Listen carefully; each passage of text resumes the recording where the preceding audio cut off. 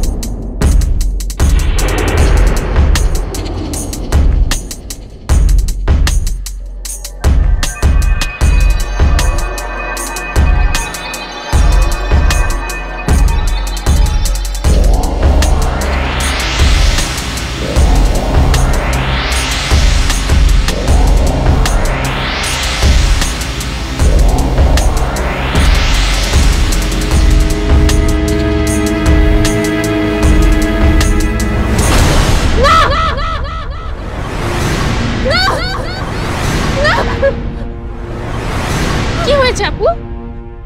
ও পড়ে যাবে তো, ও পড়ে যাবে। কেউ পড়ে যাবে না আপু, তুই ঠান্ডা হ, তুই ঠান্ডা হ। চল নিচে চল, সবার সাথে বসে চা খাবি। ঠান্ডা হ।